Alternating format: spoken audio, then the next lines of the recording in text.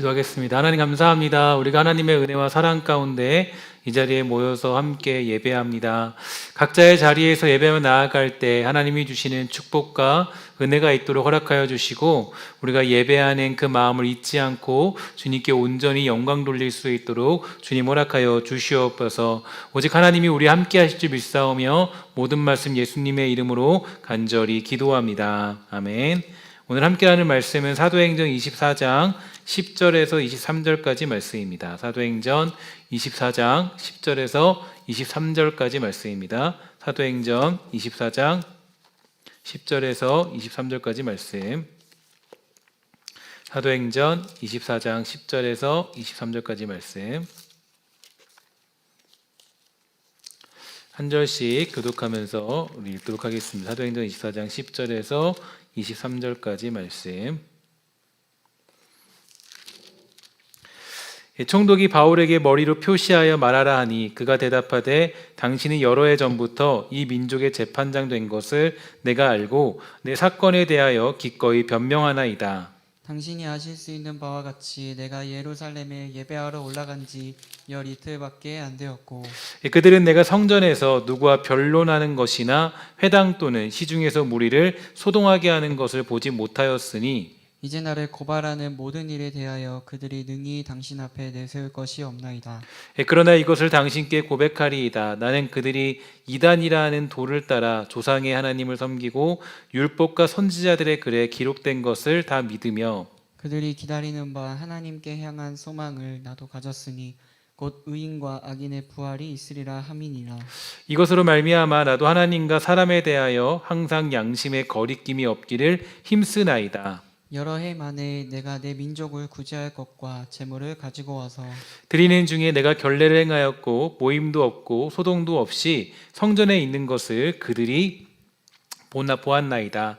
그러나 아시아로부터 온 어떤 유대인들이 있었으니 그들이 만일 나를 반대할 사건이 있으면 마땅히 당신 앞에 와서 고발하였을 것이오. 그렇지 않으면 이 사람들이 내가 공회 앞에 섰을 때 무슨 옳지 않은 것을 보았는가 말하라 하소서.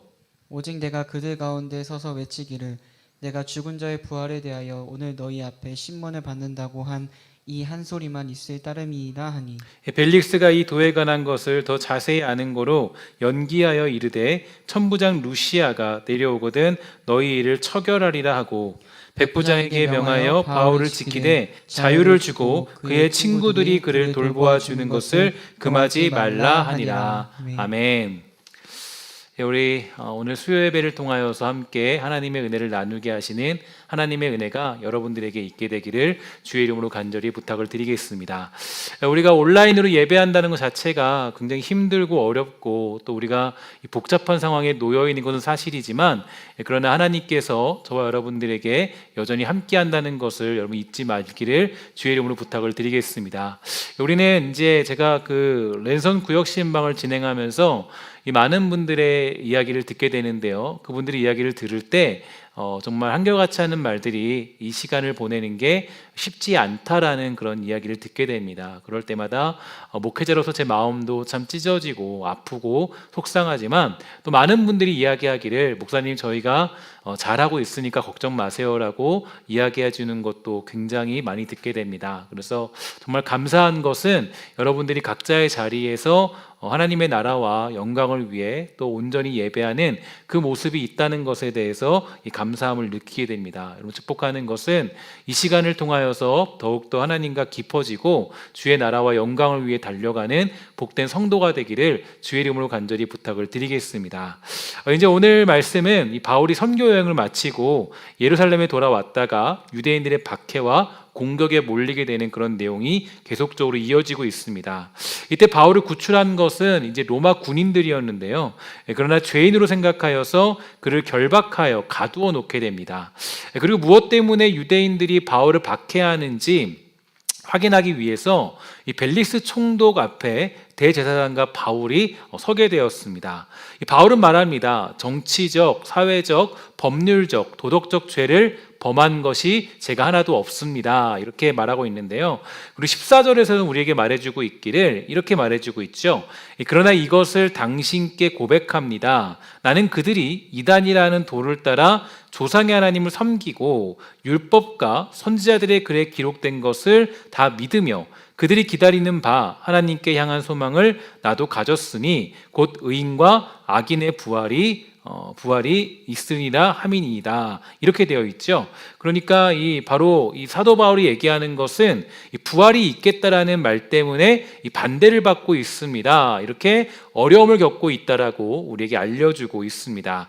바로 이게 이제 부활이 있으라는 말 때문에 받고 있는 반대를 표현하고 있는 건데요. 21절도 우리에게 알려주고 있기를 오직 내가 그들 가운데 서서 외치기를 내가 죽은 자의 부활에 대하여 오늘 너희 앞에 신문을 받는다고 한 이 한 소리만 있을 따름입니다. 이렇게 얘기해주고 있죠.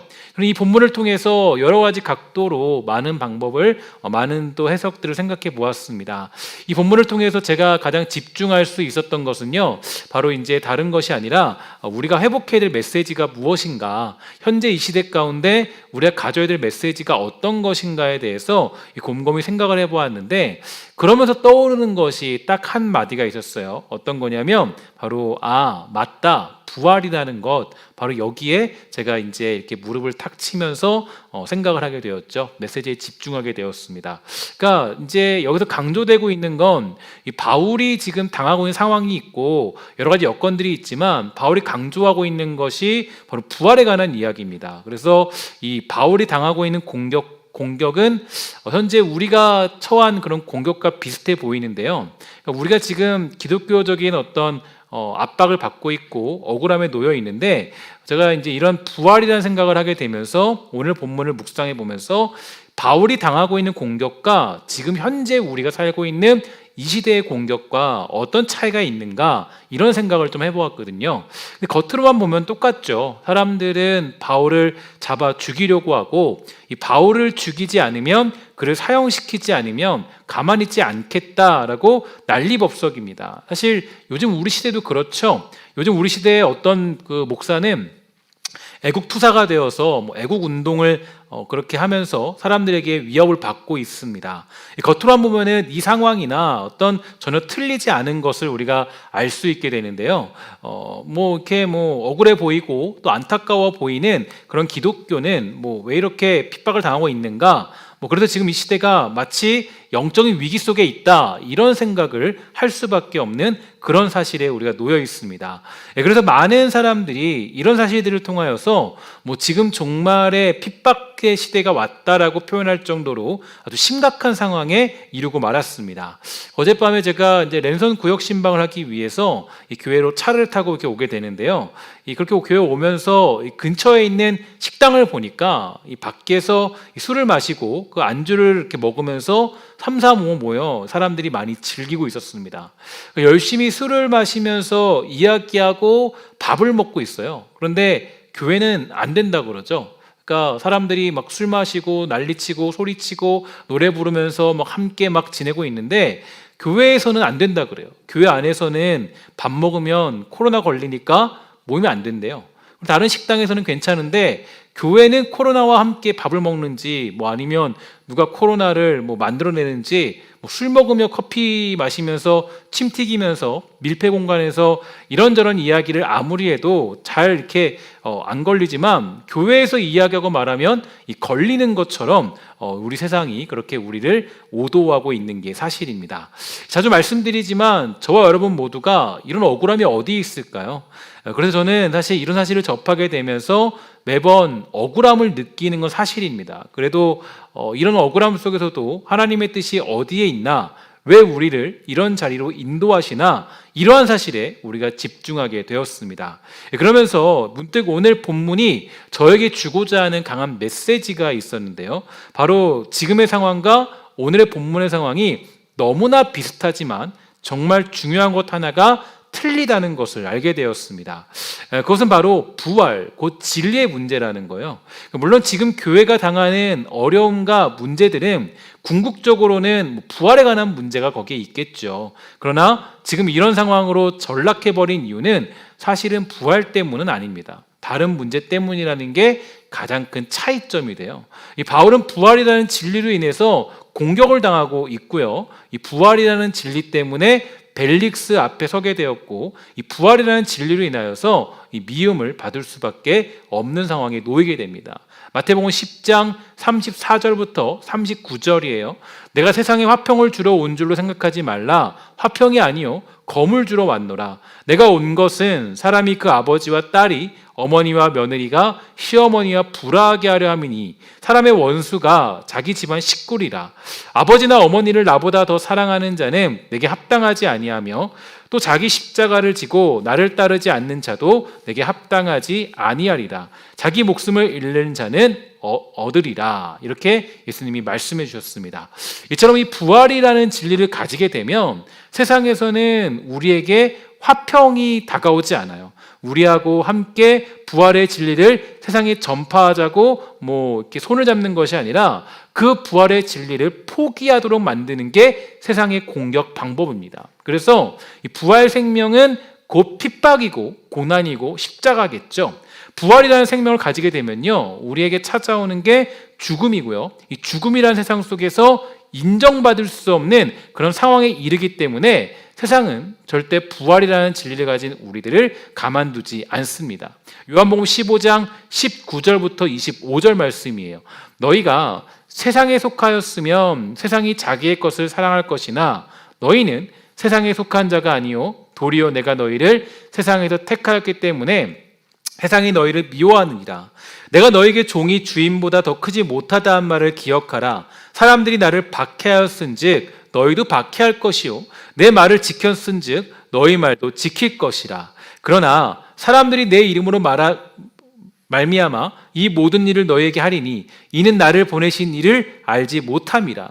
내가 와서 그들에게 말하지 아니하였더라면 죄가 없으려니와 지금은 그 죄를 핑계할 수 없느니라. 나를 미워하는 자는 또 내 아버지를 미워하느니라. 내가 아무도 못한 일을 그들 중에서 하지 아니하였더라면 그들에게 죄가 없었으려니와 지금은 그들이 나와 내 아버지를 보았고 또 미워하였도다. 그러나 이는 그들의 율법에 기록된 바 그들이 이유 없이 나를 미워하였다는 말을 응하게 하려 함이라. 아멘. 이처럼 부활을 가진 우리는 핍박을 당하고 세상은 우리를 흩어버리려고 하고 예수님이 당한 고난을 그대로 우리에게 적용합니다. 그래서 이 부활을 고백하고 부활에 집중하고 이 진리를 가지고 세상을 살아갈 때 우리는 당연히 찾아온 게 고난의 길이에요. 그래서 바울도 고난을 당하죠. 핍박을 당합니다. 억울한 그 길을 묵묵히 걸어가는 게 바울의 모습이에요. 그리고 사도행전의 마지막은요, 너무나 평범하고 아무렇지도 않아 보이지만 사실 사도행전의 결론만큼 우리에게 주는 대단한 메시지가 없죠. 예수 믿으면, 교회 다니면 어떠한 결과가 있어야 될 텐데요, 이 바울처럼 그렇게 목숨 걸고 전도자의 길을 걸으면 어떤 대단한 업적이 그에게 찾아온 것이 아니에요. 어떤 겁니까? 그저 평범하게 예수가 주시오 그리스도시며 부활의 주님이심을 전하는 인생이 되었다. 이게 사도행전의 결론이에요. 그러니까 우리에게 주는 아주 이게 좀 간단한 것 같지만 엄청나고 위대한 메시지가 됩니다. 그러니까 이 부활의 증인들은 이 땅에서가 아니라 하나님이 주시는 그 나라에서 주의 자녀로 살아가게 되기 때문에 우리는 핍박이 무섭지 않고 고난이 두렵지 않습니다. 부활의 증인들은 박해의 길을 걸어가는 게 당연하기 때문이에요. 그런데 여러분, 제가 곰곰이 생각을 해봤어요. 과연 요즘 우리가 박해를 받는 이유는 무엇인가? 이게 중요한 거죠. 제가 이제 오늘 이 드리는 말씀의 핵심적인 내용은 바로 여기에 있습니다. 그러니까 지금 바울은 뭐 때문에 고난당하냐면 부활 때문에 고난당해요. 부활이라는 진리를 선포하고 그거에 목숨 걸고 거기로 따라서 이 핍박과 고난이 닥쳐오게 되죠. 그런데 현재 우리 한국교회나 우리가 받고 있는 이 박해의 시작, 박해 상황은 어떤 상황이죠? 이게 이제 우리에게는 너무 중요한 메시지가 되죠. 그러니까 정말 우리가 부활의 문제 때문에 지금 박해를 맞닥뜨리고 있느냐, 정말 예수 그리스도를 전하기 위해서, 그리스도를 선포하기 위해서 부활의 메시지를 증거하다가 받게 되는 그런 핍박이냐? 그래서 우리는 지금 이런 상황에 머무르게 되었느냐? 이게 우리가 질문해 봐야 될 내용이라는 거예요. 그러니까 우리가 이제 면밀히 따져보면 그렇지 않다는 걸 알 수가 있죠. 그러니까 지금 우리가 받는 이 부당한 대우, 그러니까 오늘도 이제 뭐 이렇게 그 재난본부에서 문자가 왔더라고요. 그 비대면으로 예배하세요. 종교 모임은 비대면으로 가주셔야 됩니다. 이렇게 확실하게 그렇게 왔더라고요. 사실 면밀히 따져보면은 우리가 받고 있는 이 억울함, 이런 상황에 처하게 만든 이유가 뭐냐라는 거예요. 잘 생각해 보면 부활과는 전혀 관련이 없죠.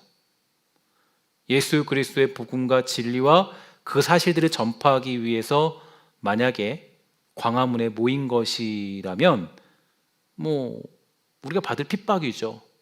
진리를 고수하고 부활에 대한 이야기를 하다가 벨릭스 앞에 서게 되었고 천부장 앞에 서게 되었다. 이건 우리가 가야 될 길이에요. 세상 앞에 맞서 싸워야 될 길입니다. 그러나 정치적 이념 때문에 또 나라의 문제 때문에 이런 상황이 우리에게 찾아온 게 우리에게는 너무나 큰 충격이에요. 오히려.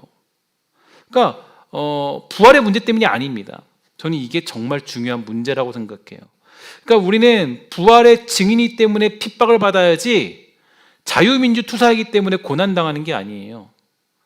이걸 잘 아셔야 돼요. 우리가 자유민주주의가 이게 꼭 기독교가 아닙니다. 자유민주 투사가 되는 게 기독교의 모습이 아니에요. 물론 정치적인 이념이나 여러 가지 상황들이 예수를 따르고 믿는데 매우 중요한 통로이고 중요한 상황을 만들 수 있지만 그것으로 우리의 신앙이나 우리의 믿음을 대변할 수 있는 것이 아니기 때문입니다. 최근 제가 한 가지 글을 읽으면서 많은 도전을 받았어요. 한국교회가 왕성하게 성장하던 1980년대 동아시아 지역 OMF 선교사였던 이 데니스 레인 목사님은요, 한국의 많은 목회자들을 훈련시키게 됩니다. 그런데 그분은 당시 급성장하던 이 한국교회를 향해서 다음과 같은 우려의 말을 남겨주세요. 현재 한국의 교회들이 왕성하게 성장하고 있다고 흥분하지 마세요. 50년 전 영국 교회는 왕성하게 성장할 때 하나님의 말씀으로 다음 세대를 훈련하지 못했습니다. 그 결과 오늘날 영국 교회는 텅 비어가고 있습니다. 만약에 지금 한국교회가 내실 있는 건강한 교회를 추구하고 하나님의 말씀으로 다음 세대를 교육하지 않는다면 앞으로 20년 혹은 50년 후에 영국교회의 전철을 밟지 말라는 법은 없습니다. 이렇게 얘기했다는 거예요. 한국교회 기독교 인구가 1950년대 50만 명으로 시작해서 1960년대 100만 명, 70년대 250만 명이 넘었고 90년대는 1000만 명의 성도를 자랑했지만 지금은 약 500에서 600만 명 정도로 기독교 인구를 추산하고 있죠. 데니스 목사님의 우려가 현실이 되어버린 겁니다. 정말 그렇습니다.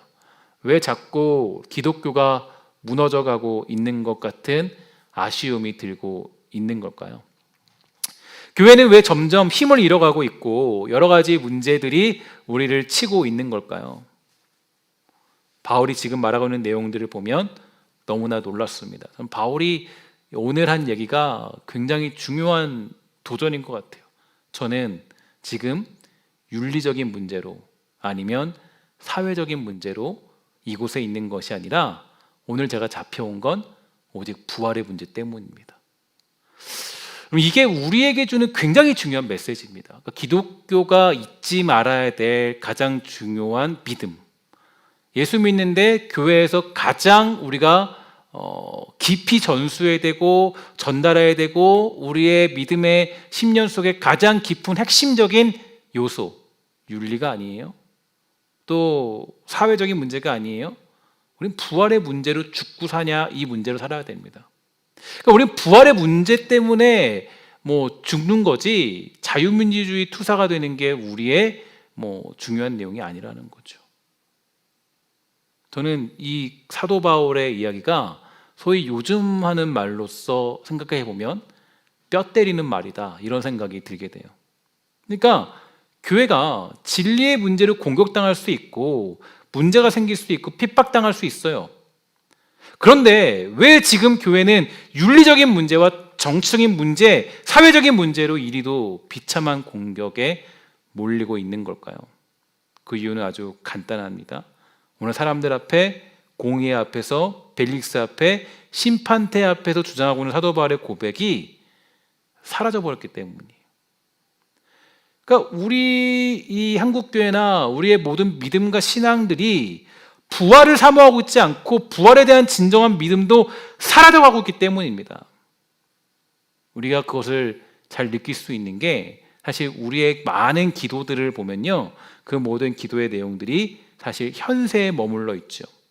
내가 지금 하고 있는 사업이 잘 되길 바랍니다. 내 자녀가 잘 크기를 바랍니다. 우리 가정이 화목하길 바랍니다. 물론 이 모든 기도들은 하나님의 자녀이기 때문에 우리가 감당할 수 있는, 또 우리가 당연히 할 수 있는 간구예요. 하지만 정말 저와 여러분들이 사모하는 건 이 땅에서 사업이 잘 되는 겁니까? 부활 소망을 누리는 겁니까? 여러분 잘 질문하셔야 돼요. 여러분 직접 질문하세요. 나는 부활의 소망을 가지고 예수 믿습니까? 아니면 자유민주주의가 회복되는 겁니까? 여러분 아니면 난 이놈의 정권이 무너지면 좋겠다. 아니죠. 우리가 사모해야 될 가장 중요한 핵심적인 고백은 뭐예요? 하나님, 내 자녀가 잘 성장하길 바라요. 물론 맞아요. 다 맞죠. 누구나 그런 부모는 누구나 다 그런 마음을 갖고 있어요. 하지만 우리 믿음의 사람들, 예수 믿는 사람들의 가장 중요한 특징과 가장 중요한 고백과 선포는 바로 부활의 때를 바라보며 주님 만나기를 소망하는 거 아니겠어요? 사도 바울의 핍박받는 건 당연한 거예요. 바울은 이 핍박을 억울해하지 않았어요. 이 핍박을 당황스러워하지 않았어요. 이 고난을 멀리하지 않았어요. 당연한 것으로 자기 몸에 짊어지고 살았어요. 자, 이걸 봤을 때 저와 여러분들이 정말 예수 믿으면서 잊지 말아야 될 고백이 무엇입니까? 부활이라는 고백이죠. 부활. 나는 부활 생명을 가지고 있습니다. 우리의 믿음이 다시 한번 점검받아야 될 때입니다. 저는 그래서 이 말씀을 보면서 여러분들에게 말씀드리고 강조하고 싶은 것은 저와 여러분들의 믿음이 어디 있는지를 잘 점검해 보셔야 돼요. 저도 이제 너무 사회적인 일들이 나를 힘들게 만들고 교회를 어렵게 만들고 우리 성도들을 힘들게 만드니까 사회적인 문제 때문에 분노할 때도 있어요. 혼자 정치적인 사색에 빠질 때도 있고 고민스러울 때도 많이 있어요. 그럴 때도 있는데 그때 제가 그냥 생각해 봤어요. 그래 맞다. 그래도 우리가 가져야 될 믿음은 사실은 그런 것들에 대한 분노가 아닌데, 세상이 부활이라는 진리를 모르고 부활이라는 내용을 알지 못하는 그 상황인데, 저와 여러분들을 이 땅에 세우시고 우리 신성교회를 이 땅에 세우신 이유는 어디에 있을까요? 곰곰이 생각해 봤어요. 그런데 제가 사도행전을 묵상하면서 잊어버렸던 구절이 있더라고요.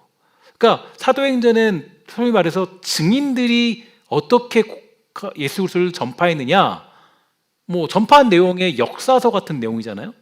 근데 그 역사서 같은 내용의 시작점에 뭐가 있냐면 너무 중요한 말씀이 있었어요. 제가 이 부활이라는 단어를 쳐보면서 너무 놀란 게 이걸 내가 잊어버렸구나. 뭐냐면 사도행전 1장 22절부터 23절까지 말씀이에요. 사도행전의 아주 핵심적인 시작이죠. 이렇게 되어 있습니다. 항상 우리와 함께 다니던 사람 중에 하나를 세워 우리와 더불어 예수께서 부활하심을 증언할 사람이 되게 하여야 하리라 하거늘 그들이 두 사람을 내세우니 하나는 바사바라고도 하고 별명은 유스도라고 하는 요셉이요 하나는 마띠아라. 자, 보세요. 사도의 조건이 뭡니까? 조건이 뭐예요?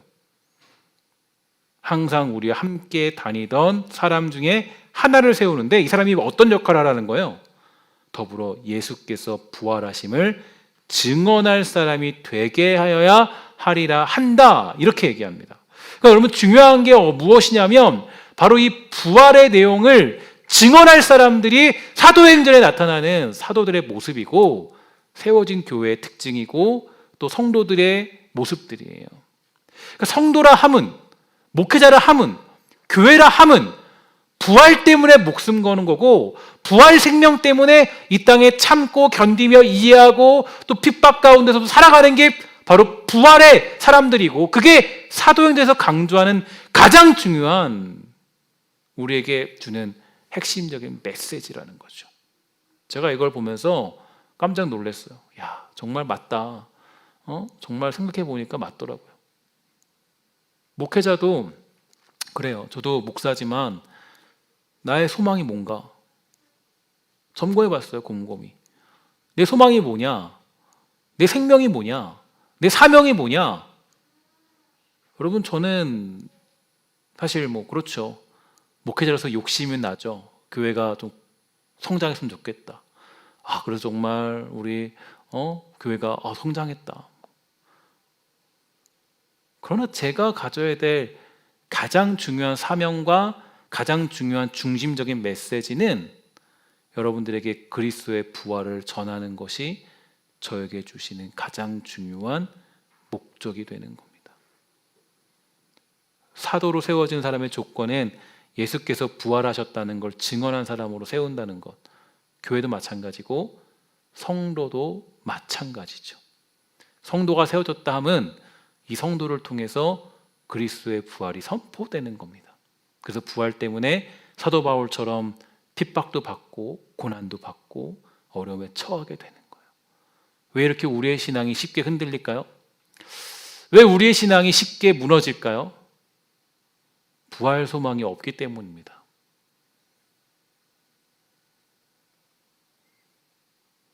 우리가 잊지 말아야 될 것은 바로 예수 그리스도의 부활이죠. 우리는 이러한 사실로 인하여서 핍박받는 거고 고난을 당하는 겁니다. 물론 이 사실을 안다는 것만으로도 세상적인 측면에서 봤을 때는 여러 가지 우리의 삶의 고난을 받게 되지만, 지금과 같은 형국과 상황으로 내가 지지하는 당 때문에, 정치 때문에 벌어지는 일들로 인하여서 핍박받는 것은 현재 바울이 받는 상황과는 확연히 다른 차이가 난다는 걸 알 수가 있는 거예요.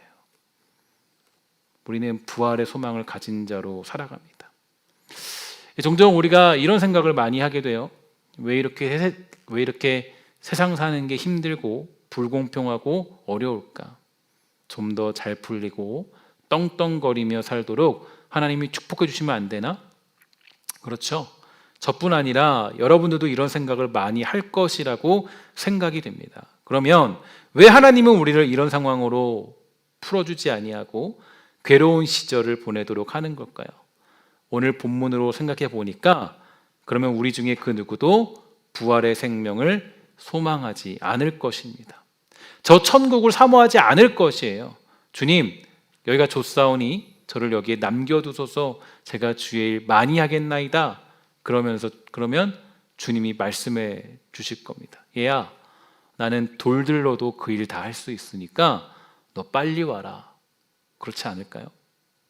사랑하는 여러분, 저는 오늘 본문을 묵상하면서 다시 한번 저의 존재 목적, 교회의 존재 이유, 왜 현장 예배로 모여야 하는가에 대한 절실한 소원을 가지고 깨닫게 되었습니다. 그것은 바로 우리가 부활의 진리를 영혼 깊은 곳에 다시 새기도록 하기 위함이에요. 그것이 우리가 신앙생활을 유지할 수 있는 이유이고 교회가 존재하는 이유가 됩니다. 불평할 만한 일이 있고 억울한 심정이 있고 악인들이 잘 되는 이 땅 속에서 저와 여러분들은 부활의 소망을 믿고 살아가는 성도의 기쁨이 있게 되기를 주의 이름으로 간절히 소망합니다. 힘들어도 여러분 이 길을 잘 걸어가십시오. 하나님이 부활 소망으로 인도하시는 길이에요. 예수 믿는 것이 왜 어렵습니까? 보이는 것을 주지 않으시고 우리에게 부활 생명을 주셨기 때문입니다. 그러니 우리 하나님을 믿고 살아가도록 합시다. 누군가 결혼을 할 때 이 상대방의 재산을 보고, 자동차를 보고, 외모를 보고 결혼을 한다면 그건 너무나 쉽게 깨어질 운명이 될 뿐이에요. 그럼 결혼할 때 무엇을 보고 결혼해야 될까요? 바로 보이지 않는 사랑입니다. 아무도 알 수 없는 서로 간의 약속이에요. 한때 여러분 이슈가 되었던 부부가 있는데 바로 이효리, 이상순 커플이에요.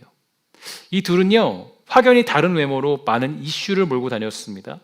이효리는 최고의 미녀였고 이상순은 아쉬운 얼굴이었어요. 그래서 왜 이효리는 더 멋진 남자와 결혼하지 않았느냐? 많은 사람들이 생각했습니다. 하지만 여러분, 결혼이 어찌 외모로만 말할 수 있겠습니까? 결혼은 조건 보고 했다가는 믿음이 깨질 수밖에 없어요.